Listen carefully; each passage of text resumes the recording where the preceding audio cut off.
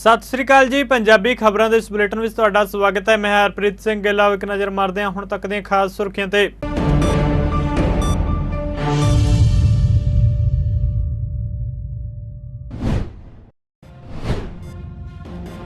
जम्मू कश्मीर के उप राज्यपाल मनोज सिन्हा ने G20 बैठक के तीजे सैर सपाटा कार्य समूह की बैठक को किया संबोधन। कहा G20 सम्मेलन ने विकास और शांति दी असीम संभावनावां के द्वार खोले। कोलकाता विच पश्चिमी बंगाल की मुख्यमंत्री ममता बैनर्जी नूं मिले दिल्ली के मुख्यमंत्री अरविंद केजरीवाल और पंजाब के मुख्यमंत्री भगवंत मान। केंद्र के ऑर्डीनेंस उत्ते की चर्चा।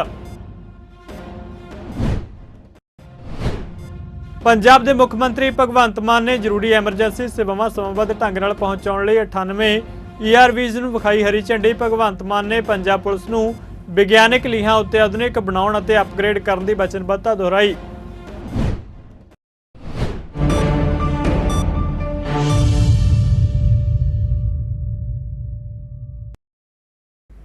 ते हुण खबरां विस्तार नाल। जम्मू कश्मीर के उप राज्यपाल मनोज सिन्हा ने G20 के तीजे सैर सपाटा कार्य समूह की बैठक को संबोधन किया। इस मौके उन्होंने कहा कि जम्मू कश्मीर एक नवे युग का गवाह बन रहा है।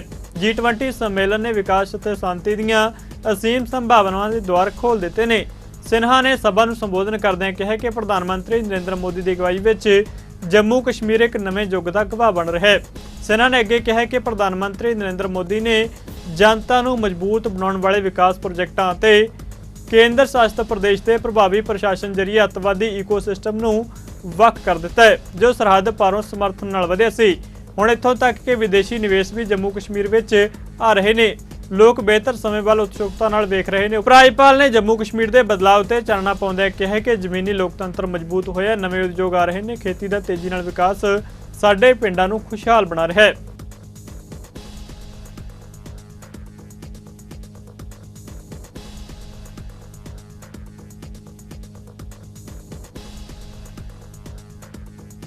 प्रधानमंत्री नरेंद्र मोदी अपने आस्ट्रेलियाई हमरुतबा एंथनी अल्बनीज नाल कुडोस बैंक अरेना पहुंचे जिथे उन्होंने विदेशी भारतीयों के एक समूह को संबोधन किया। प्रधानमंत्री मोदी राज मेहमान वजों आस्ट्रेलिया दौरे ते ने। इस दौरान गणपति बप्पा मोरिया, भारत माता दी जय ते मोदी मोदी के नारे लगाए गए। प्रधानमंत्री मोदी ने सिडनी के ओलंपिक पार्क स्थित इस स्टेडियम में तकरीबन 20,000 भारतीयों को संबोधन किया। इत्थे सभ्याचारक और रंगारंग प्रोग्रामां राहीं प्रधानमंत्री मोदी का स्वागत किया गया। इस बाबत एक ट्वीट में प्रधानमंत्री दफ्तर ने स्थान का एक वीडियो भी साझा किया है। उधर आस्ट्रेलिया के प्रधानमंत्री एंथनी अल्बनीज ने कहा कि प्रधानमंत्री मोदी बॉस ने वो अपने साथी संसद मैंबरों को कहते हैं कि जेकर उन्होंने भारत जानना है तो उत्थे जाण रेल और बस राही सफर करन। प्रधानमंत्री मोदी ने कहा कि भारत आस्ट्रेलिया संबंधों का अज सब तो वड्डा आधार आपसी विश्वास और आपसी सम्मान है और सिर्फ दोहां देशों के कूटनीतिक संबंधों तो विकसित नहीं होया। भारतीय प्रवासियों को संबोधन करदे प्रधानमंत्री ने कहा कि इसका असल आधार आस्ट्रेलिया में रहने वाला हर भारतीय और आस्ट्रेलियाई नागरिक है।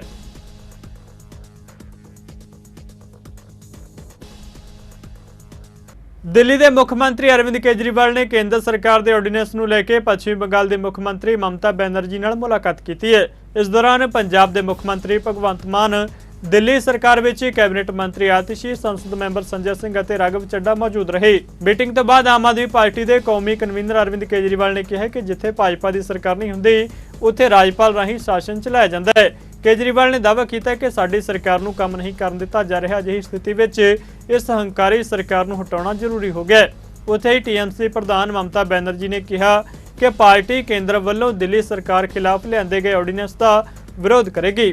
उन्हें कहा कि असीं सारियां पार्टियां ने इस मुद्दे उत्ते इकट्ठे होने की अपील करते हैं। बैनर्जी ने कहा कि सारियां पार्टियां नूं राज्य सभा में इसके खिलाफ वोट करना चाहिए है। इस दे नाल ही पंजाब के मुख्यमंत्री भगवंत मान ने ऑर्डीनेंस खिलाफ समर्थन देने लिए TMC मुखी का धन्यवाद किया है। दस दिए कि केजरीवाल दिल्ली में प्रशासनिक सेवाओं के कंट्रोल को लेकर ऑर्डीनेंस को लेकर केंद्र सरकार खिलाफ अपनी लड़ाई में विरोधी पार्टियों का समर्थन हासिल करने की कोशिश कर रहे हैं।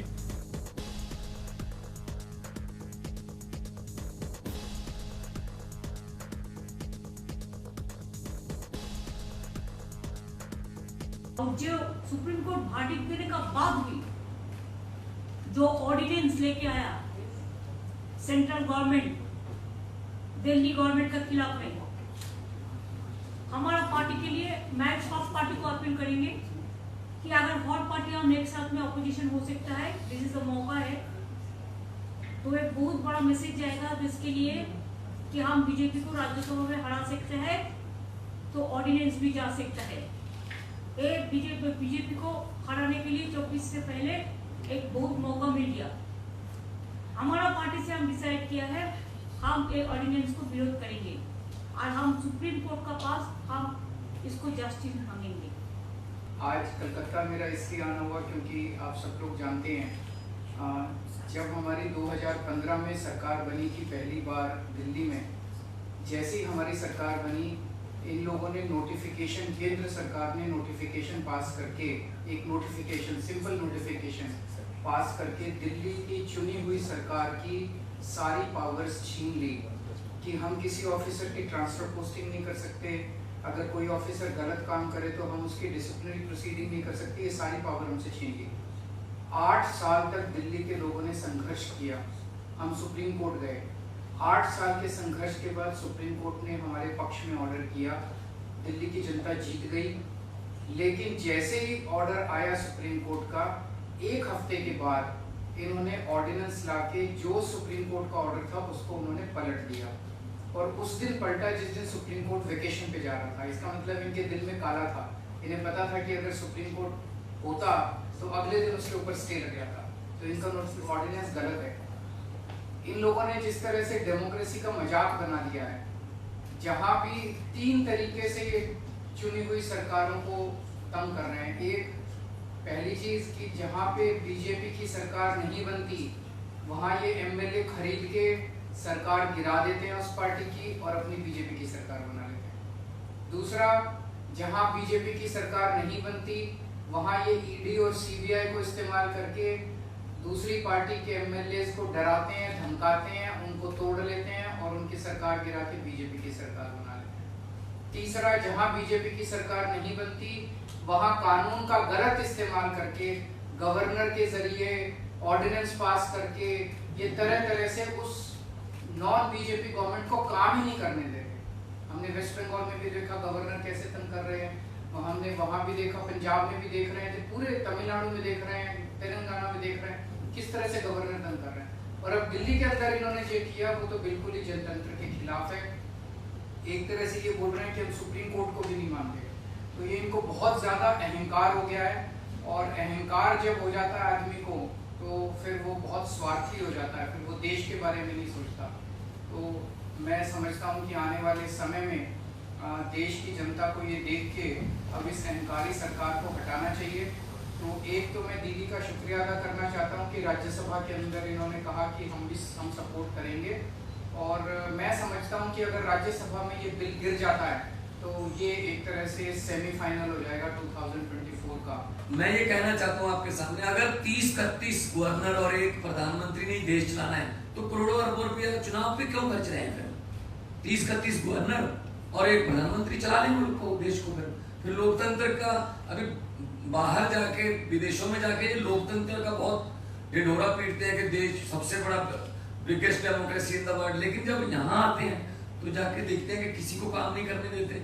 अगर आप इलेक्शन नहीं जीते तो बाई इलेक्शन से जीत जाते हैं। मध्य प्रदेश में भी ऐसा किया, कर्नाटक में भी ऐसा किया था, और गोवा में भी ऐसा किया था।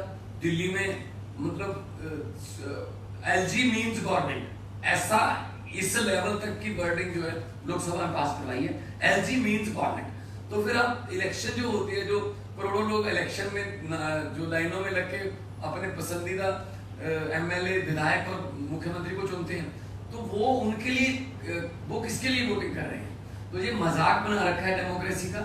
तो ममता दीदी का बहुत धन्यवाद इसलिए भी कि इन्होंने बहुत लड़ाई लड़ी है, बहुत बड़ी बड़ी लड़ाइयाँ लड़ी और जीती हैं, सफलतापूर्वक लड़ाइयाँ लड़ी हैं इन्होंने, चाहे वो इलेक्शन हो, चाहे वो सीबीआई की रेड्स का मामला हो, चाहे ईडी का मामला हो। तो हम लोग इकट्ठे होकर देश को बचाने का सवाल पैदा हो गया, लोकतंत्र को बचाने का सवाल पैदा हो गया।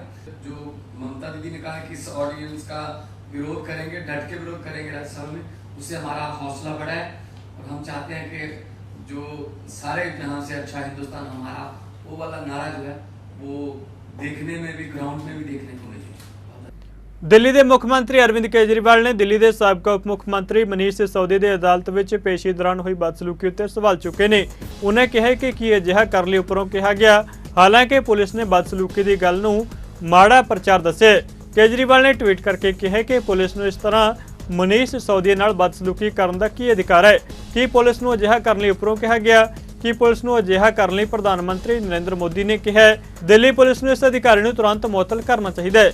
ਕੇਜਰੀਵਾਲ ਨੇ ਅੱਗੇ ਕਿਹਾ ਕਿ ਪ੍ਰਧਾਨ ਮੰਤਰੀ ਮੋਦੀ ਹੰਕਾਰੀ ਹੋ ਗਏ ਨੇ, ਜਿਸ ਤਰ੍ਹਾਂ ਦੁਰਯੋਧਨ ਹੋਇਆ ਸੀ। ਇਸ ਹੰਕਾਰ ਕਾਰਨ ਹੀ ਮਹਾਭਾਰਤ ਯੁੱਧ ਹੋਇਆ ਤੇ ਦੁਰਯੋਧਨ ਦੇ ਹੰਕਾਰ ਦਾ ਅੰਤ ਹੋਇਆ ਹੈ। ਸਾਲ 2024 ਦੀਆਂ ਚੋਣਾਂ ਵਿੱਚ ਮਹਾਭਾਰਤ ਲਈ ਮੈਦਾਨ ਤਿਆਰ ਕੀਤਾ ਜਾ ਰਿਹਾ ਹੈ ਤੇ ਭਗਵਾਨ ਕ੍ਰਿਸ਼ਨ ਦੇ ਆਸ਼ੀਰਵਾਦ ਨਾਲ ਇਹ ਚੋਣ ਭਾਜਪਾ ਦੇ ਹੰਕਾਰ ਦਾ ਅੰਤ ਕਰੇਗੀ।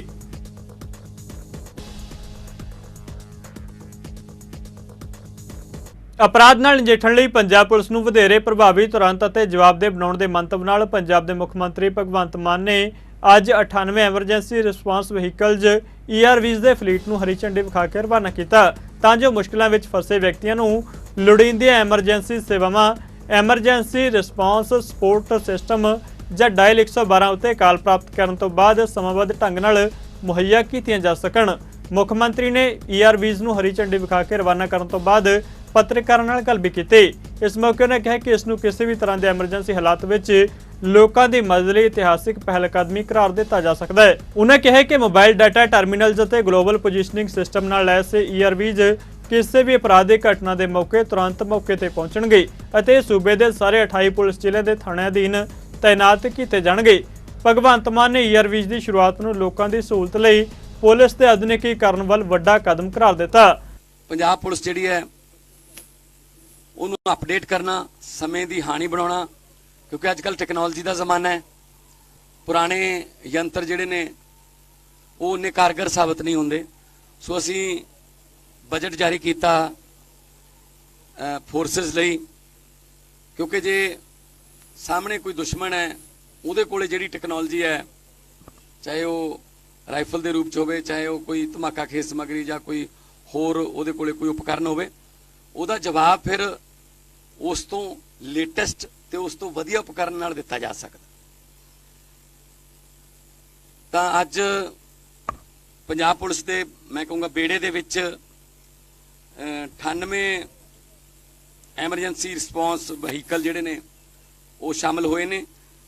86 ਮਹਿੰਦਰਾ ਬਲੈਰੋ ਨੇ ਤੇ 12 ਮਰੂਤੀ ਇਰਟਿਗਾ ਇੱਕ ਇਹ ਜਿਹੜੀ ਕਾਰਾਂ ਸ਼ਾਮਲ ਹੋਈਆਂ ਨੇ।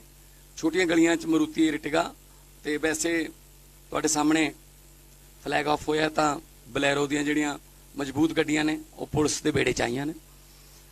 ਤੇ ਇਹਨਾਂ ਗੱਡੀਆਂ ਦੇ ਵਿੱਚ ਮੋਬਾਈਲ ਡਾਟਾ ਟਰਮੀਨਲਸ ਲੱਗੇ ਹੋਏ ਨੇ, GPS ਲੱਗੇ ਹੋਏ ਨੇ, ਤਾਂ ਕਿ ਜਿਹੜਾ 112 ਨੰਬਰ ਹੈ ਉਹਦੇ ਤੇ ਡਾਇਲ ਜਦੋਂ ਕੋਈ ਕਰਦਾ ਉਹਦੀ ਜਿਹੜੀ ਉੱਥੇ ਉਸ ਜਗ੍ਹਾ ਤੇ ਪਹੁੰਚਣ ਦੀ ਟਾਈਮਿੰਗ ਘਟ ਸਕੇ। ਪਹਿਲਾਂ ਉਹ ਟਾਈਮਿੰਗ ਲਗਭਗ 20 ਤੋਂ 25 ਮਿੰਟ ਦੇ ਵਿੱਚ ਸੀਗੀ, ਪਰ ਲੇਟੈਸਟ ਗੱਡੀਆਂ ਮੁਹੱਈਆ ਕਰਾ ਕੇ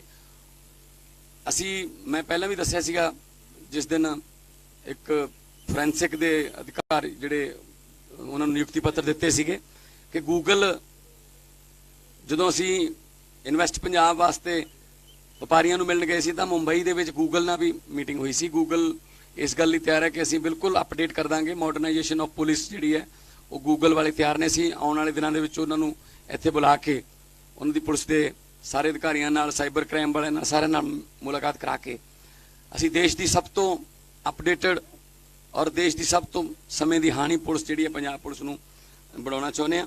ਪੰਜਾਬ ਵਿਧਾਨ ਸਭਾ ਦੇ ਸਪੀਕਰ ਕੁਲਤਾਰ ਸਿੰਘ ਸੰਧਵਾ ਵੱਲੋਂ ਪ੍ਰਸਿੱਧ ਵਿਗਿਆਨੀ ਅਤੇ ਕੁਦਰਤੀ ਸਿਹਤ ਪ੍ਰਣਾਲੀ ਦੇ ਮਾਹਿਰ ਪਦਮ ਸ਼੍ਰੀ ਡਾਕਟਰ ਖਾਦਰ ਵਲੀ ਨਾਲ ਮਿਲੇਟ ਦੀ ਖੁਰਾਕ ਨਾਲ ਰੋਗ ਮੁਕਤ ਸਿਹਤਮੰਦ ਜੀਵਨ ਸ਼ੈਲੀ ਵਿਸ਼ੇ ਉੱਤੇ ਸੰਵਾਦ ਪ੍ਰੋਗਰਾਮ ਕਰਵਾਇਆ ਗਿਆ। ਆਪਣੀ ਰਿਹਾਇਸ਼ ਵਿਖੇ ਰੱਖੇ ਸੰਖੇਪ ਪ੍ਰੋਗਰਾਮ ਮੌਕੇ ਵਿਚਾਰ ਵਟਾਂਦਰੇ ਦੌਰਾਨ ਸਪੀਕਰ ਨੇ ਕਿਹਾ ਕਿ ਸੰਯੁਕਤ ਰਾਸ਼ਟਰ ਵੱਲੋਂ ਸਾਲ 2023 ਨੂੰ ਮੋਟੇ ਅਨਾਜ ਦਾ ਕੌਮਾਂਤਰੀ ਵਰ੍ਹਾ ਐਲਾਨਿਆ ਗਿਆ। ਸਮਾਗਮ ਉਪਰੰਤ ਮੇਜ਼ਬਾਨ ਸਰਦਾਰ ਕੁਲਤਾਰ ਸਿੰਘ ਸੰਧਵਾ ਵੱਲੋਂ ਮੋਟੇ ਅਨਾਜ ਜਿਵੇਂ ਕੋਦਰਾ, ਕੰਗਣੀ, ਰਾਗੀ, ਜਵਾਰ, ਬਾਜਰੇ, ਹਰੀ ਕੰਗਣੀ ਅਤੇ ਸਵਾਂਕਾਦ ਤੋਂ ਤਿਆਰ ਖਾਣਾ ਸਿਹਤ ਮੰਤਰੀ ਡਾਕਟਰ ਬਲਬੀਰ ਸਿੰਘ, ਖੇਡ ਤੇ ਵਾਤਾਵਰਣ ਮੰਤਰੀ ਗੁਰਮੀਤ ਸਿੰਘ ਮੀਤਹਿਰ ਸਣੇ ਵਿਧਾਇਕਾਂ ਅਤੇ ਵੱਖ-ਵੱਖ ਵਿਭਾਗਾਂ ਦੇ ਅਧਿਕਾਰੀਆਂ ਨੇ ਖਾਧਾ। इस मौके खेती विरासत मिशन तो श्री उमेंद्र दत्त मौजूद रहे।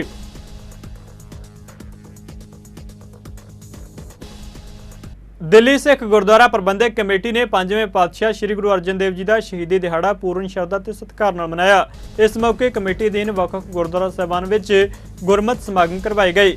विशेष समागम भाई लखी शाह बंजारा हाल गुरुद्वारा रकाबगंज साहिब विच होया। इस मौके कीर्तनी जथे ने संगत नूं कीर्तन सरवण करवाया। दिल्ली सिख गुरुद्वारा प्रबंधक कमेटी के प्रधान हरमीत सिंह कालका ते जनरल सकत्तर जगदीप सिंह कालू ने कहा कि सिख धर्म तो इलावा शहादतां देण दा इतिहास किसी भी होर धर्म विच नहीं है। उन्होंने कहा कि श्री गुरु अर्जन देव जी ने अपने तो पहले 4 गुरु साहिबान ते भगतां दी बाणी नूं इकट्ठा करके आदि ग्रंथ के रूप विच श्री दरबार साहिब विच सुशोभित कीता सी।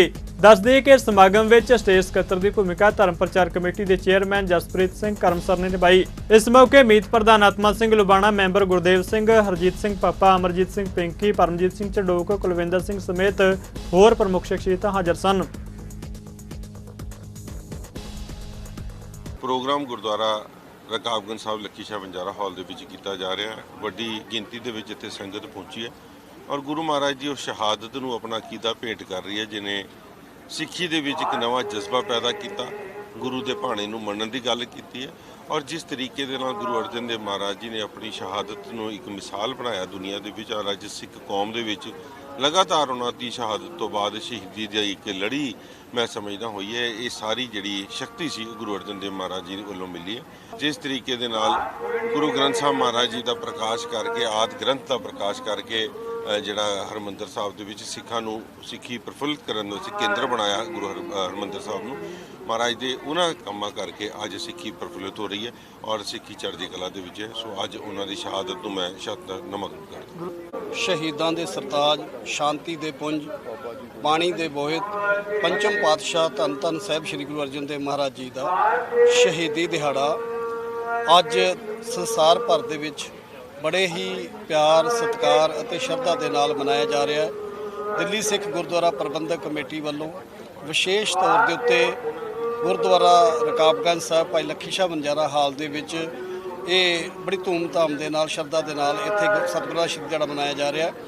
और गुरु साहब जी की शहादत जो हुई है, मैं समझदा कि जिहड़े शहादत करन वाले सी अज उन्हां दा कोई नामो निशान नहीं है, इस देश तो खत्म हो चुके हैं, किसी जगह के उत्ते नहीं। लेकिन गुरु अर्जन देव पातशाह जी के केसरी निशान अज पूरे संसार भर दे विच झूलदे आ।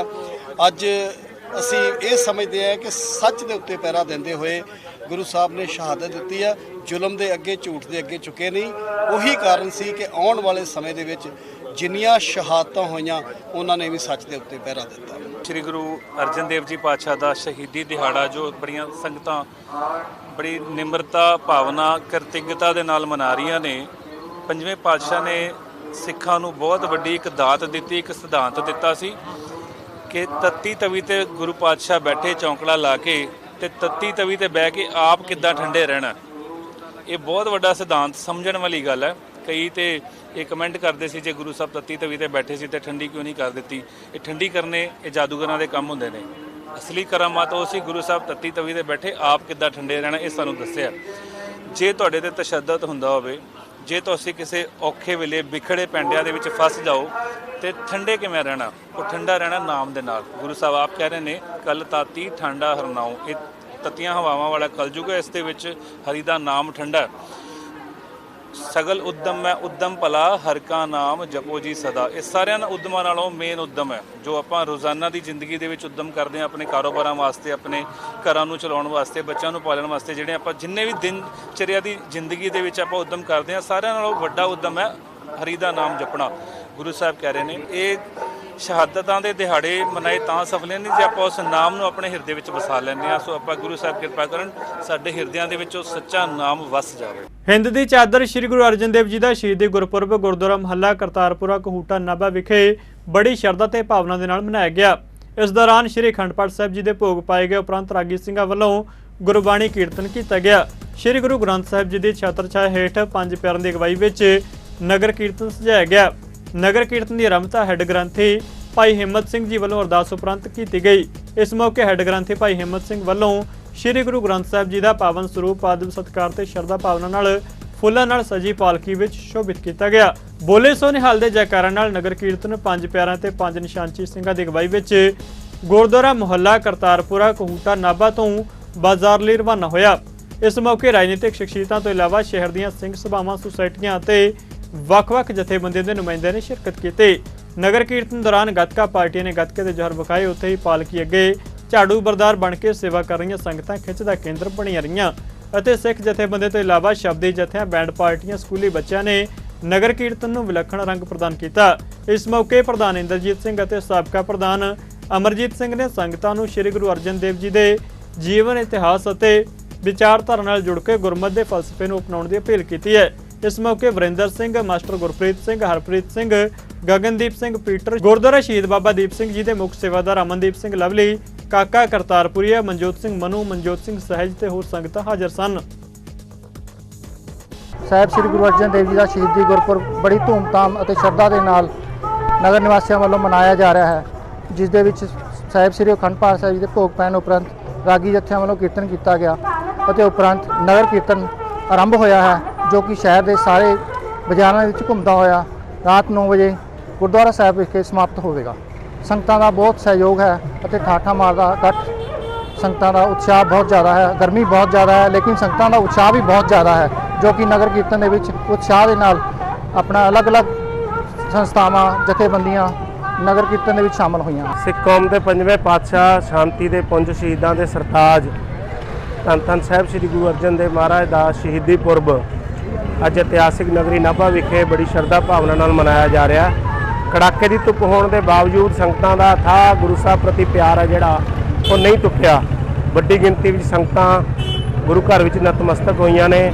ਸ੍ਰੀ ਅਖੰਡ ਪਾਠ ਸਾਹਿਬ ਜੀ ਦੇ ਭੋਗ ਉਪਰੰਤ ਗੁਰੂ ਦੀ ਇਲਾਹੀ ਬਾਣੀ ਦਾ ਕੀਰਤਨ, ਕਥਾ ਵਿਚਾਰਾਂ ਹੋਈਆਂ।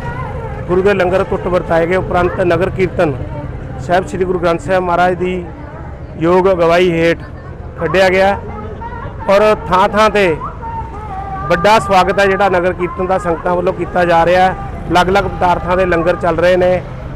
ਸੰਗਤਾਂ ਵਿੱਚ ਵੱਡਾ ਉਤਸ਼ਾਹ ਦੇਖਣ ਨੂੰ ਮਿਲ ਰਿਹਾ। ਸ਼ਹੀਦਾਂ ਦੇ ਸਰਤਾਜ ਧੰਨ ਧੰਨ ਸ੍ਰੀ ਗੁਰੂ ਅਰਜਨ ਦੇਵ ਜੀ ਦਾ ਸ਼ਹੀਦੀ ਗੁਰਪੁਰਬ ਗੁਰਦੁਆਰਾ ਮਹੱਲਾ ਕਰਤਾਰਪੁਰਾ ਕਹੋਟਾ ਨਾਭਾ ਤੋਂ ਸਵੇਰ ਤੋਂ ਜਿਹੜਾ ਮਹਾਨਗਰ ਕੀਰਤਨ ਜਿਹੜਾ ਚੱਲ ਰਿਹਾ ਹੈ, ਜਿਹਦੇ ਵਿੱਚ 2 ਵਜੇ ਦੇ ਕਰੀਬ ਜਿਹੜੀ ਹੈ ਨਗਰ ਕੀਰਤਨ ਦੀ ਆਰੰਭਤਾ ਹੋਈ ਹੈ। ਸੋ ਇਹ ਮਹਾਨਗਰ ਕੀਰਤਨ ਨਾਭਾ ਦੇ ਵੱਖ-ਵੱਖ ਬਾਜ਼ਾਰਾਂ ਤੋਂ ਹੁੰਦਾ ਹੋਇਆ ਰਾਤ ਨੂੰ ਤਕਰੀਬਨ 9:30 ਵਜੇ ਗੁਰਦੁਆਰਾ ਮਹੱਲਾ ਕਰਤਾਰਪੁਰਾ ਕਹੋਟਾ ਨਾਭਾ ਵਿਖੇ ਸਮਾਪਤ ਹੋਵੇਗਾ। ਨਾਭੇ ਸ਼ਹਿਰ ਦੀਆਂ ਸੰਸਥਾਵਾਂ ਦੀ ਗੱਲ ਕੀਤੀ ਜਾਵੇ, ਸ਼ਹੀਦ ਬਾਬਾ ਦੀਪ ਸਿੰਘ ਵੈਲਫੇਅਰ ਸੇਵਾ ਸੁਸਾਇਟੀ ਤੇ ਹੋਰ ਜਿਹੜੀਆਂ ਨਾਭੇ ਦੀਆਂ ਸੰਸਥਾਵਾਂ ਨੇ ਉਹ ਪੂਰਾ ਜਿਹੜਾ ਸਹਿਯੋਗ ਦੇ ਰਹੀਆਂ ਨੇ। ਸ਼ਹੀਦਾਂ ਦੇ ਸਰਤਾਜ ਧੰਨ ਧੰਨ ਸ੍ਰੀ ਗੁਰੂ ਅਰਜਨ ਦੇਵ ਜੀ ਮਹਾਰਾਜ ਜੀ ਦੇ ਸ਼ਹੀਦੀ ਪੁਰਬ ਨੂੰ ਸਮਰਪਿਤ ਕੁਰੂਕਸ਼ੇਤਰ ਵਿੱਚ ਵੱਖ-ਵੱਖ ਥਾਵਾਂ ਉੱਤੇ ਠੰਡੇ ਮਿੱਠੇ ਜਲ ਦੀ ਛਬੀਲ ਲਗਾਈ ਗਈ, ਜਿਸ ਵਿੱਚ ਸੰਗਤਾਂ ਨੇ ਵੱਧ ਚੜ੍ਹ ਕੇ ਸੇਵਾ ਕੀਤੀ।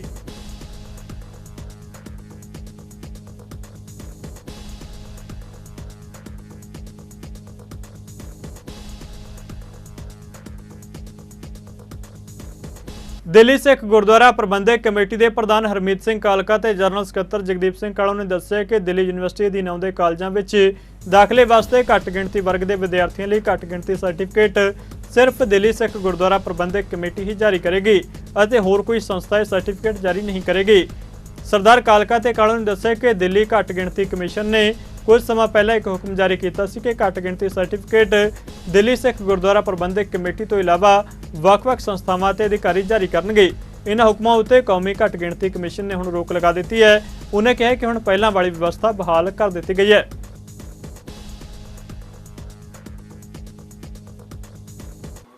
ਮੈਂ ਸਮੂਚੇ ਪੇਰੈਂਟਸ ਨੂੰ ਔਰ ਉਹਨਾਂ ਦੇ ਬੱਚਿਆਂ ਨੂੰ ਜਿਹੜਾ ਨੇ ਹੁਣ ਅਗਲੇ ਸਮੇਂ ਦੇ ਵਿੱਚ ਐਡਮਿਸ਼ਨਾਂ ਕਾਲਜਿਸ ਦੇ ਵਿੱਚ ਔਰ ਹਾਇਰ ਸਟੱਡੀਜ਼ ਵਾਸਤੇ ਲੈਣੀ ਹੈ ਔਰ ਮਿਨੋਰਟੀਜ਼ ਦਾ ਸਟੇਟਸ ਅਵੇਲ ਕਰਨਾ, ਉਹਦੇ ਵਾਸਤੇ ਇੱਕ ਬਹੁਤ ਵੱਡੀ ਖੁਸ਼ਖਬਰੀ ਵੀ ਹੈ ਔਰ ਇਨਫੋਰਮੇਸ਼ਨ ਵੀ ਹੈ ਕਿ ਦਿੱਲੀ ਸਿੱਖ ਗੁਰਦੁਆਰਾ ਪ੍ਰਬੰਧਕ ਕਮੇਟੀ ਜਿਹੜੀ ਹਰ ਸਾਲ ਇਹ ਮਿਨੋਰਟੀ ਦੇ ਸਰਟੀਫਿਕੇਟ ਇਸ਼ੂ ਕਰਦੀ ਸੀ, ਮਗਰ ਇਸ ਵਾਰੀ ਦਿੱਲੀ ਮਿਨੋਰਟੀ ਕਮਿਸ਼ਨ ਵੱਲੋਂ ਇਹਦੇ ਉੱਤੇ ਕਿਧਰੇ ਨਾ ਕਿਧਰੇ ਅਟਕਲਾਂ ਲਗਾਉਣ ਦੀ ਕੋਸ਼ਿਸ਼ ਕੀਤੀ ਗਈ ਸੀ, ਮਗਰ ਨੈਸ਼ਨਲ ਮਿਨੋਰਟੀ ਕਮਿਸ਼ਨ ਦੇ ਚੇਅਰਮੈਨ ਸਾਹਿਬ ਨੇ ਔਰ ਉਸ ਕਮਿਸ਼ਨ ਨੇ ਬਿਲਕੁਲ ਕਲੀਅਰ ਇੰਡੀਕੇਸ਼ਨਸ ਯੂਨੀਵਰਸਿਟੀਜ਼ ਨੂੰ ਦੇ ਦਿੱਤਾ ਕਿ ਇਹਦਾ ਇਖਤਿਆਰ ਸਿਰਫ ਦਿੱਲੀ ਸਿੱਖ ਗੁਰਦੁਆਰਾ ਪ੍ਰਬੰਧਕ ਕਮੇਟੀ ਕੋਲ ਹੈ ਇਹ ਇਸ਼ੂਜ਼ ਇਸ਼ੂ ਕਰਨ ਦਾ, ਕਿਉਂਕਿ ਇਹ ਪਾਰਲੀਮੈਂਟ ਦੇ ਅਧੀਨ ਬਣੀ ਹੋਈ ਕਮੇਟੀ ਹੈ ਔਰ ਇਹਨਾਂ ਕੋਲੋਂ ਸਾਰੇ ਸੋਰਸਿਸ ਸਾਰੇ ਮੀਨਸ ਹੈਗੇ ਨੇ ਇਸ ਸਰਟੀਫਿਕੇਟਸ ਨੂੰ ਬਣਾਉਣ ਦੇ ਔਰ ਉਹਨਾਂ ਨੂੰ ਚੈੱਕ ਕਰਨ ਦੇ।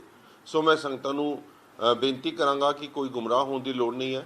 ਦਿੱਲੀ ਸਿੱਖ ਗੁਰਦੁਆਰਾ ਪ੍ਰਬੰਧਕ ਕਮੇਟੀ ਦੇ ਦਫ਼ਤਰ ਦੇ ਵਿੱਚ ਗੁਰਦੁਆਰਾ ਰਕਾਬਗੰਜ ਸਾਹਿਬ ਗੁਰੂ ਗੋਬਿੰਦ ਸਿੰਘ ਭਵਨ ਦੇ ਵਿੱਚ ਜਿਹੜਾ ਹੈੱਡ ਆਫਿਸ ਹੈ ਉਹਦੇ ਵਿੱਚ ਆ ਕੇ ਆਪਣੇ ਮਿਨੋਰਟੀ ਸਰਟੀਫਿਕੇਟ ਤੁਸੀਂ ਬਣਵਾਓ। ਜਿਨ੍ਹਾਂ ਨੇ ਆਨਲਾਈਨ ਅਪਲਾਈ ਕਰਨਾ ਹੈ ਆਨਲਾਈਨ ਵੈਬਸਾਈਟ ਤੇ ਜਾ ਕੇ ਕਰ ਲਓ, ਮਗਰ ਇਹ ਗੁਰਦੁਆਰਾ ਪ੍ਰਬੰਧਕ ਕਮੇਟੀ ਦੇ ਦਫ਼ਤਰ ਦੇ ਵਿੱਚ ਸਵੇਰੇ 10 ਵਜੇ ਤੋਂ ਲੈ ਕੇ ਸ਼ਾਮੀ 5 ਵਜੇ ਤੱਕ ਇਹ ਮਿਨੋਰਟੀ ਸਰਟੀਫਿਕੇਟ ਇਸ਼ੂ ਕੀਤੇ ਜਾਣਗੇ। ਔਰ ਜਿਹੜੇ ਕੇਵਲ ਤੇ ਕੇਵਲ ਜਿਹੜੇ ਕਾਲਜਿਸ ਵਿੱਚ ਔਰ ਯੂਨੀਵਰਸਿਟੀਜ਼ ਵਿੱਚ ਮਾਨੀ ਹੋਣਗੇ। ਸੋ ਸਾਰੇ ਬੱਚਿਆਂ ਨੂੰ ਮੈਂ ਬੇਨਤੀ ਕਰਾਂਗਾ ਕਿ ਕਿਧਰੇ ਵੀ ਗੁੰਮਰਾਹ ਹੋਣ ਦੀ ਲੋੜ ਨਹੀਂ ਹੈ, ਆਪਣਾ ਸਮਾਂ ਖਰਾਬ ਕਰਨ ਦੀ ਲੋੜ ਨਹੀਂ ਹੈ। ਗੁਰਦੁਆਰਾ ਪ੍ਰਬੰਧਕ ਕਮੇਟੀ ਦੇ ਦਫ਼ਤਰ ਤੁਹਾਡੇ ਲਈ ਹਮੇਸ਼ਾ ਖੁੱਲ੍ਹੇ ਹਨ। ਵਾਹਿਗੁਰੂ ਜੀ ਕਾ ਖਾਲਸਾ, ਵਾਹਿਗੁਰੂ ਜੀ ਕੀ ਫਤਿਹ। ਸਿੱਖ ਬੱਚਿਆਂ ਵਾਸਤੇ ਇੱਕ ਬਹੁਤ ਹੀ ਜ਼ਰੂਰੀ ਜਿਹੜੀ ਇਨਫੋਰਮੇਸ਼ਨ ਹੈ ਮੈਂ ਸਾਂਝੀ ਕਰਨੀ ਚਾਹੁੰਦਾ। ਪਿਛਲੇ ਕੁਝ ਦਿਨ ਪਹਿਲੇ ਬਹੁਤ ਸਾਰਾ ਬੱਚਿਆਂ ਦੇ ਵਿੱਚ ਭੁਲੇਖਾ ਪੈ ਰਿਹਾ ਸੀ ਕਿ ਉਹਨਾਂ ਨੇ ਮਾਈਨੋਰਿਟੀ ਸਰਟੀਫਿਕੇਟ ਜਿਹੜਾ ਕਾਲਜ ਦੀ ਐਡਮਿਸ਼ਨ ਵਾਸਤੇ ਜਾਂ ਹੋਰ ਜਿਹੜੇ ਪ੍ਰੋਫੈਸ਼ਨਲ ਕੋਰਸਸ ਹੈ ਉਹਨਾਂ ਵਾਸਤੇ ਮਾਈਨੋਰਿਟੀ ਸਰਟੀਫਿਕੇਟ ਕਿੱਥੋਂ ਲੈਣਾ ਹੈ।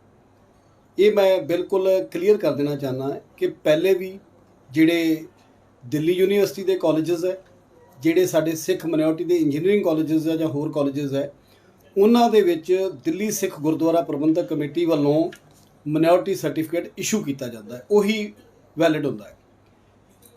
ਹੁਣ ਫਿਰ ਮੈਂ ਇਸ ਗੱਲ ਦੀ ਜਾਣਕਾਰੀ ਦੇ ਦਿਆਂ ਕਿ ਜਿਹੜਾ ਪਿੱਛੇ ਇੱਕ ਦਿੱਲੀ ਮਾਈਨੋਰਿਟੀ ਕਮਿਸ਼ਨ ਵੱਲੋਂ ਇੱਕ ਆਰਡਰ ਪਾਸ ਕੀਤਾ ਗਿਆ ਸੀ ਕਿ ਬਹੁਤ ਸਾਰੇ ਸੰਸਥਾਵਾਂ ਜਿਹੜੀਆਂ ਦਿੱਲੀ ਮਾਈਨੋਰਿਟੀ ਕਮਿਸ਼ਨ ਜਾਂ ਹੋਰ ਸਰਟੀਫਿਕੇਟ ਇਸ਼ੂ ਕਰ ਸਕਦੇ ਆ, ਲੇਕਿਨ ਜੋ ਪ੍ਰੈਜ਼ੈਂਟ ਸਿਚੁਏਸ਼ਨ ਹੈ ਉਹ ਇਹ ਹੈ ਕਿ ਉਸ ਆਰਡਰ ਦੇ ਉੱਤੇ ਸਟੇ ਹੈ ਔਰ ਕੇਵਲ ਦਿੱਲੀ ਸਿੱਖ ਗੁਰਦੁਆਰਾ ਪ੍ਰਬੰਧਕ ਕਮੇਟੀ ਵੱਲੋਂ ਜਿਹੜਾ ਬੱਚਿਆਂ ਦਾ ਮਾਈਨੋਰਿਟੀ ਸਰਟੀਫਿਕੇਟ ਇਸ਼ੂ ਹੋਏਗਾ ਉਹੀ ਦਿੱਲੀ ਦੇ ਚਾਰੋਂ ਕਾਲਜਸ ਦੇ ਵਿੱਚ ਔਰ ਬਾਕੀ ਸਿੱਖ ਮਾਈਨੋਰਿਟੀ ਕਾਲਜਸ ਦੇ ਵਿੱਚ ਵੈਲਿਡ ਹੋਏਗਾ। ਇਸ ਕਰਕੇ ਮੈਂ ਬੱਚਿਆਂ ਦੇ ਪੇਰੈਂਟਸ ਨੂੰ ਇਹ ਬੇਨਤੀ ਕਰਾਂਗਾ, ਕਿਤੇ ਖੱਜਲ ਖੁਆਰ ਹੋਣ ਦੀ ਲੋੜ ਨਹੀਂ। ਕੇਵਲ ਸਾਡੇ ਦਿੱਲੀ ਸਿੱਖ ਗੁਰਦੁਆਰਾ ਪ੍ਰਬੰਧਕ ਕਮੇਟੀ ਦੇ ਆਨਲਾਈਨ ਵੀ ਮਾਈਨੋਰਿਟੀ ਸਰਟੀਫਿਕੇਟ ਬਣਾਏ ਜਾਂਦੇ ਆ ਔਰ ਸਾਡੇ ਇੱਥੇ ਰਕਾਬਗੰਜ ਸਾਹਿਬ ਤੋਂ ਬਕਾਇਦਾ ਇੱਥੇ ਡਿਊਟੀ ਲਗਾਈ ਗਈ ਆ। ਸਵੇਰ ਤੋਂ ਲੈ ਕੇ ਸ਼ਾਮ ਤੱਕ ਜਿਹੜੇ ਵੀ ਬੱਚੇ ਆਣਗੇ ਉਹਨਾਂ ਦਾ ਮਾਈਨੋਰਿਟੀ ਸਰਟੀਫਿਕੇਟ ਤੁਰੰਤ ਬਣਾ ਕੇ ਦਿੱਤਾ ਜਾਏਗਾ। ਸੋ ਆਪ ਜੀ ਨੂੰ ਕਿਤੇ ਖੱਜਲ ਖੁਆਰ ਹੋਣ ਦੀ ਲੋੜ ਨਹੀਂ। ਦਿੱਲੀ ਸਿੱਖ ਗੁਰਦੁਆਰਾ ਪ੍ਰਬੰਧਕ ਕਮੇਟੀ ਦੇ ਆਫਿਸ ਦੇ ਵਿੱਚ ਆਪ ਜੀ ਪਹੁੰਚ ਕੇ ਆਪਣਾ ਬੱਚਿਆਂ ਦਾ ਮਾਈਨੋਰਿਟੀ ਸਰਟੀਫਿਕੇਟ ਜਿਹੜਾ ਬਣਵਾ ਸਕਦੇ। ਅੰਮ੍ਰਿਤਸਰ ਵਿੱਚ ਐਸਟੀਐਫ ਨੇ ਇੱਕ ਡਰੱਗ ਤਸਕਰ ਨੂੰ ਕਾਬੂ ਕੀਤਾ ਜੋ ਪਾਕਿਸਤਾਨ ਤੋਂ ਡਰੋਨ ਰਾਹੀਂ ਹੈਰੋਇਨ ਦੀ ਖੇਪ ਮੰਗਵਾਉਂਦਾ ਸੀ। ਇਸ ਸੰਬੰਧੀ ਏਆਈਜੀ ਐਸਟੀਐਫ ਸਨੇਹਦੀਪ ਸ਼ਰਮਾ ਨੇ ਪ੍ਰੈਸ ਕਾਨਫਰੰਸ ਕੀਤੀ ਅਤੇ ਪੂਰੀ ਜਾਣਕਾਰੀ ਦਿੱਤੀ। ਉਹਨੇ ਕਿਹਾ ਕਿ ਲਖਵੀਰ ਸਿੰਘ ਨਾਮੀ ਤਸਕਰ ਕੋਲੋਂ ਇੱਕ drone 1 kilo 600 gram heroin 315 bore ਦੀ ਰਾਈਫਲ 32 ਬੋਰ ਦਾ ਪਿਸਟਲ ਇੱਕ ਸੈਮਸੰਗ ਟੈਬ ਅਤੇ ਕਰੇਟਾ ਕਾਰ ਬਰਾਮਦ ਕੀਤੀ ਗਈ ਹੈ। ਉਹਨੇ ਕਿਹਾ ਕਿ ਮੁਲਜ਼ਮ ਦੇ ਖਿਲਾਫ ਬਣਦੀ ਕਾਰਵਾਈ ਅਮਲ ਵਿੱਚ ਲਿਆਂਦੀ ਜਾ ਰਹੀ ਹੈ। ਆਪਰੇਸ਼ਨ ਦੇ ਦੌਰਾਨ ਜਿਹੜਾ ਹੈਗਾ ਇੱਕ ਲਖਬੀਰ ਸਿੰਘ ਏਲੀਅਸ ਲੱਖਾ ਨਾਂ ਦਾ ਵਿਅਕਤੀ ਜਿਹੜਾ ਗ੍ਰਿਫਤਾਰ ਕੀਤਾ ਗਿਆ। ਇਹ ਵਿਅਕਤੀ ਸਾਨੂੰ ਪਹਿਲਾਂ ਵੀ 92 ਨੰਬਰ FIR ਦੇ ਵਿੱਚ ਲੋੜੀਂਦਾ ਸੀਗਾ, ਫੜਿਆ ਨਹੀਂ ਸੀ ਜਾ ਰਿਹਾ, ਲੇਕਿਨ ਕਾਫੀ ਸਮੇਂ ਤੋਂ ਇਹ ਸਮਗਲਿੰਗ ਐਕਟੀਵਿਟੀਜ਼ ਦੇ ਵਿੱਚ ਇਨਵੋਲਵਡ ਸੀਗਾ ਐਂਡ ਡਰੋਨ ਦੀ ਹੈਲਪ ਦੇ ਨਾਲ ਸਮਾਨ ਜਿਹੜਾ ਹੈ ਇਹ ਪਾਕਿਸਤਾਨ ਤੋਂ ਮੰਗਵਾਉਂਦਾ ਸੀਗਾ।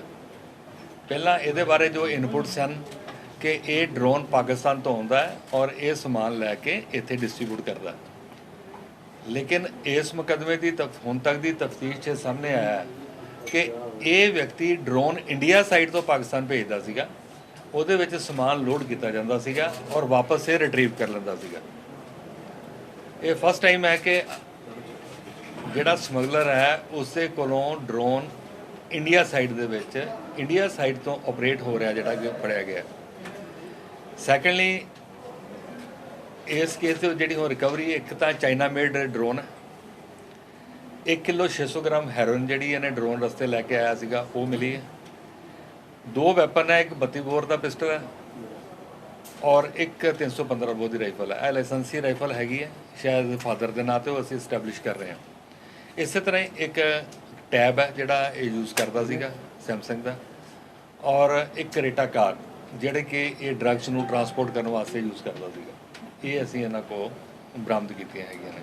ਭਾਰਤੀ ਕਿਸਾਨ ਯੂਨੀਅਨ ਏਕਤਾ ਸਿੱਧੂਪੁਰ ਦੇ ਪ੍ਰਧਾਨ ਜਗਜੀਤ ਸਿੰਘ ਡੱਲੇਵਾਲ ਨੇ ਫਤਿਹਗੜ੍ਹ ਸਾਹਿਬ ਵਿੱਚ ਕਿਸਾਨ ਜਥੇਬੰਦੀ ਦੀ ਮੀਟਿੰਗ ਕੀਤੀ। ਇਸ ਮੌਕੇ ਉਹਨਾਂ ਕਿਹਾ ਕਿ ਕੇਂਦਰ ਸਰਕਾਰ ਵੱਲੋਂ ਕਿਸਾਨਾਂ ਨਾਲ ਕੀਤੇ ਵਾਅਦਿਆਂ ਨੂੰ ਪੂਰਾ ਨਾ ਕਰਨ ਨੂੰ ਲੈ ਕੇ ਪੰਜਾਬ ਦੇ ਵੱਖ-ਵੱਖ ਜ਼ਿਲ੍ਹਿਆਂ ਵਿੱਚ ਜਥੇਬੰਦੀ ਵੱਲੋਂ ਕਿਸਾਨਾਂ ਨਾਲ ਮੀਟਿੰਗਾਂ ਕੀਤੀਆਂ ਜਾ ਰਹੀਆਂ ਨੇ ਤਾਂ ਜੋ ਕੇਂਦਰ ਸਰਕਾਰ ਦੀ ਕਿਸਾਨਾਂ ਨਾਲ ਹੋ ਰਹੀ ਧੱਕੇਸ਼ਾਹੀ ਨੂੰ ਉਜਾਗਰ ਕੀਤਾ ਜਾ ਸਕੇ। ਡੱਲੇਵਾਲ ਨੇ ਕਿਹਾ ਕਿ ਕੇਂਦਰ ਸਰਕਾਰ ਵੱਲੋਂ ਖਿਡਾਰੀਆਂ ਨਾਲ ਵੀ ਧੱਕਾ ਕੀਤਾ ਜਾ ਰਿਹਾ ਹੈ ਤੇ ਜਥੇਬੰਦੀ ਵੱਲੋਂ ਦਿੱਲੀ ਦੇ ਜੰਤਰ ਮੰਤਰ ਉੱਤੇ ਪ੍ਰਦਰਸ਼ਨ ਕਰ ਰਹੇ ਖਿਡਾਰੀਆਂ ਨੂੰ ਸਮਰਥਨ ਦੇਣ ਲਈ ਦਿੱਲੀ ਵਿੱਚ ਚੱਲ ਰਹੇ ਖਿਡਾਰੀਆਂ ਦੇ ਧਰਨੇ ਵਿੱਚ ਸ਼ਮੂਲੀਅਤ ਕੀਤੀ ਜਾਵੇਗੀ। ਮੀਟਿੰਗ ਹੋਈ ਹੈ ਫਤਿਹਗੜ੍ਹ ਸਾਹਿਬ ਬਲਾਕ ਜ਼ਿਲ੍ਹੇ ਦੀ, ਸਾਰੇ ਬਲਾਕਾਂ ਦੇ ਪ੍ਰਧਾਨ ਹਾਜ਼ਰ ਹੋਏ ਨੇ। ਵੱਡੀ ਗਿਣਤੀ ਦੇ ਵਿੱਚ ਇਕਾਈਆਂ ਦੇ ਪ੍ਰਧਾਨ ਤੇ ਕਿਸਾਨਾਂ ਨੇ ਭਾਗ ਲਿਆ ਇਸ ਦੀ ਮੀਟਿੰਗ 'ਚ। ਸਾਡੀ ਅੱਜ ਦੀ ਮੀਟਿੰਗ ਦਾ ਮੇਨ ਏਜੰਡਾ ਇਹ ਸੀਗਾ ਕਿ ਇੱਕ ਤਾਂ ਅਸੀਂ ਚਾਹੁੰਦੇ ਕਿ ਸਰਕਾਰ ਨੇ ਪਿਛਲੇ ਦਿਨਾਂ 'ਚ ਸਾਡੇ ਨਾਲ ਜਿੰਨੀਆਂ ਮੰਗਾਂ ਮੰਨੀਆਂ ਨੇ ਉਹ ਲਾਗੂ ਨਹੀਂ ਕੀਤੀਆਂ, ਪਰ ਉਹਨਾਂ ਨੂੰ ਲਾਗੂ ਕਰਵਾਉਣ ਦੇ ਲਈ ਆਉਣ ਵਾਲੇ ਦਿਨਾਂ ਦੇ ਵਿੱਚ ਵੱਡੀ ਲੜਾਈ ਲੜਨ ਦੀ ਜ਼ਰੂਰਤ ਮਹਿਸੂਸ ਕਰਦਿਆਂ ਹੋਇਆਂ ਇਹ ਮੀਟਿੰਗ ਕਰਕੇ ਤਿਆਰੀ ਵਜੋਂ ਮੀਟਿੰਗ ਕੀਤੀ ਹੈ। ਇੱਕ ਤੁਸੀਂ ਦੇਖ ਰਹੇ ਹੋ ਕਿ ਦਿੱਲੀ ਦੇ ਅੰਦਰ ਸਾਡੇ ਲੜਕੇ ਲੜਕੀਆਂ ਖਿਡਾਰੀਆਂ ਦਾ ਇੱਕ ਅੰਦੋਲਨ ਚੱਲਦਾ ਹੈ। ਉਸ ਫੈਡਰੇਸ਼ਨ ਦੇ ਪ੍ਰਧਾਨ ਦੇ ਖਿਲਾਫ ਜਿਹਨੇ ਸਾਡੀਆਂ ਬੱਚੀਆਂ ਦੀ ਇੱਜ਼ਤ ਨੂੰ ਹੱਥ ਪਾਉਣ ਵਾਲੀ ਗੱਲ ਕੀਤੀ ਹੈ, ਉਹਨੂੰ ਇਨਸਾਫ ਦਿਵਾਉਣ ਦੇ ਲਈ ਅੱਜ ਉਹਨਾਂ ਨੇ ਕੈਂਡਲ ਮਾਰਚ ਕਰਨਾ ਹੈ। ਅਸੀਂ ਇਹ ਵੀ ਅੱਜ ਇੱਥੋਂ ਫੈਸਲਾ ਲਿਆ ਕਿ ਸਾਡਾ ਜ਼ਿਲ੍ਹਾ ਵੱਖ-ਵੱਖ ਕਸਬੇ ਜਿੱਥੇ ਵੀ ਇਹਨਾਂ ਨੂੰ ਨੇੜੇ ਪਏਗਾ ਉੱਥੇ ਉਹਨਾਂ ਬੱਚੀਆਂ ਦੇ ਸਮਰਥਨ ਦੇ ਵਿੱਚ ਸ਼ਾਮ ਨੂੰ 7 ਵਜੇ ਅਸੀਂ ਕੈਂਡਲ ਮਾਰਚ ਕਰਕੇ ਉਹਨਾਂ ਦੇ ਅੰਦੋਲਨ ਦੀ ਸਪੋਰਟ ਕਰਾਂਗੇ। ਇਕੱਲਾ ਇਹ ਜ਼ਿਲ੍ਹਾ ਨਹੀਂ ਕਰੂਗਾ, ਪੂਰਾ ਪੰਜਾਬ ਕਰੇਗਾ। ਇਕੱਲਾ ਪੰਜਾਬ ਨਹੀਂ, ਪੂਰਾ ਭਾਰਤ ਦੇ ਵਿੱਚ SKM ਗੈਰ ਰਾਜਨੀਤਿਕ ਦਾ ਜਿੱਥੇ ਵੀ ਫੈਲਾਅ ਹੈ ਸਾਰੇ ਥਾਵਾਂ ਦੇ ਉੱਤੇ ਉਹਨਾਂ ਦੇ ਸਮਰਥਨ ਦੇ ਵਿੱਚ ਅਸੀਂ ਕਰਨਾ ਹੈ। ਇਹਦੇ ਲਈ ਸਾਡੀ SKM ਦੀ ਆਉਣ ਵਾਲੇ ਦਿਨਾਂ ਦੇ ਵਿੱਚ ਸਰਕਾਰ ਨਾਲ ਮੀਟਿੰਗ ਹੋਣ ਜਾ ਰਹੀ ਹੈ। ਉਹਦੇ ਸੰਬੰਧੀ ਕੁਝ ਚਰਚਾਵਾਂ ਕਰਨੀਆਂ ਸੀ, ਕੁਝ ਮੰਗਾਂ ਮਸਲਿਆਂ ਤੇ ਗੱਲ ਕਰਨੀ ਸੀ।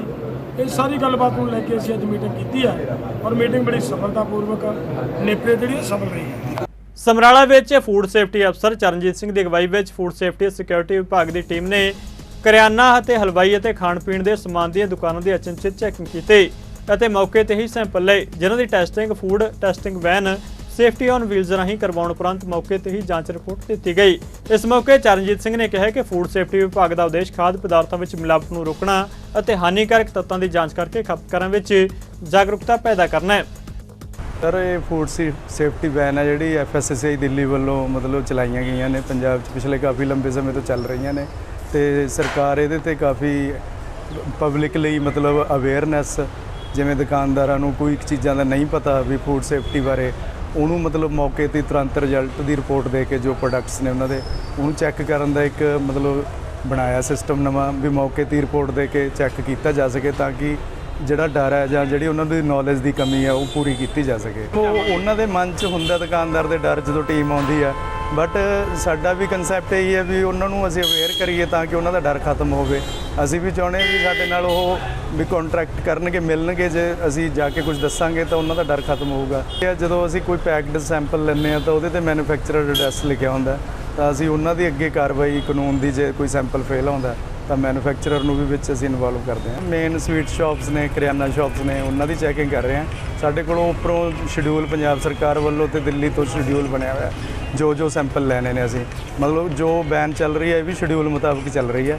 ਇਹਦੇ 'ਚ ਸਾਰਾ ਪ੍ਰੋਗਰਾਮ ਉੱਪਰੋਂ ਹੀ ਆਇਆ ਹੋਇਆ। ਜੋ ਟੈਸਟਿੰਗ ਦੇ ਵਿੱਚ ਕਿਸੇ ਦੁਕਾਨ ਦੇ ਕੋਈ ਗਲਤੀ ਆਈ ਹੈ? ਹਾਲੇ ਤੱਕ ਤਾਂ ਕੋਈ ਫੇਲ ਨਹੀਂ ਆਇਆ ਹੈਗਾ, ਕਨਫਰਮ ਆਏ ਨੇ। ਜੇ ਕੋਈ ਫੇਲ ਆਊਗਾ ਤਾਂ ਅਸੀਂ ਅਗਲੀ ਕਾਰਵਾਈ ਕਰਾਂਗੇ।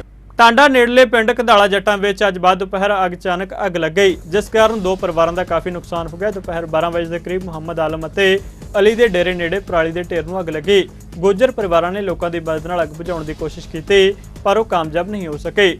ਅੱਗ ਫੈਲਦੇ ਹੀ ਉਹਨਾਂ ਦੀ ਤੂੜੀ ਨਾਲ ਬਣੀ ਕੁੱਲੀ ਵਿੱਚ ਜਾ ਪਈ। ਦਸੂਹਾ ਤੋਂ ਫਾਇਰ ਬ੍ਰਿਗੇਡ ਦੀਆਂ 2 ਗੱਡੀਆਂ ਦੀ ਮਦਦ ਨਾਲ ਕਾਫੀ ਮੁਸ਼ੱਕਤ ਤੋਂ ਬਾਅਦ ਅੱਗ ਉੱਤੇ ਕਾਬੂ ਪਾਇਆ ਗਿਆ ਅਤੇ ਅੱਗ ਨੂੰ ਹੋਰ ਫੈਲਣ ਤੋਂ ਰੋਕਿਆ ਗਿਆ। ਦੋਵੇਂ ਗੁੱਜਰ ਪਰਿਵਾਰਾਂ ਅਨੁਸਾਰ ਉਹਨਾਂ ਦਾ ਤਕਰੀਬਨ 1.5 ਲੱਖ ਰੁਪਏ ਦਾ ਨੁਕਸਾਨ ਹੋ ਗਿਆ।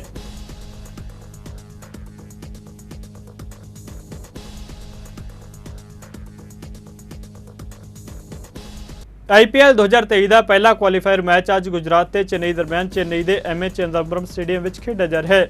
ਗੁਜਰਾਤ ਨੇ ਟਾਸ ਜਿੱਤ ਕੇ ਪਹਿਲਾਂ ਗੇਂਦਬਾਜ਼ੀ ਕਰਨ ਦਾ ਫੈਸਲਾ ਕੀਤਾ। ਅੱਜ ਦੇ ਮੈਚ ਵਿੱਚ ਜੇਤੂ ਟੀਮ ਫਾਈਨਲ ਲਈ ਕੁਆਲੀਫਾਈ ਕਰ ਲਵੇਗੀ। ਖਬਰਾਂ ਲਿਖੇ ਜਾਣ ਤੱਕ CSK ਨੇ 20 ਓਵਰਾਂ ਵਿੱਚ 7 ਵਿਕਟਾਂ ਗਵਾ ਕੇ 170 ਦੌੜਾਂ ਬਣਾ ਲਈਆਂ ਸਨ ਅਤੇ ਗੁਜਰਾਤ ਨੂੰ 172 ਦੌੜਾਂ ਦਾ ਟੀਚਾ ਦਿੱਤਾ ਸੀ। ਪੰਜਾਬੀ ਖਬਰਾਂ ਦੇ ਇਸ ਬੁਲੇਟਿਨ 'ਚ ਫਿਲਹਾਲ ਨਹੀਂ ਜਾਂਦੇ ਨਜ਼ਰ ਮਾਰਦੇ ਹਾਂ ਮੌਸਮ ਦੇ ਹਾਲ ਤੇ। ਤੁਸੀਂ ਬਣੇ ਰਹੋ ਚੜ੍ਹਦੀ ਕਲਾ ਟਾਈਮ ਟੀਵੀ ਦੇ ਨਾਲ। ਧੰਨਵਾਦ।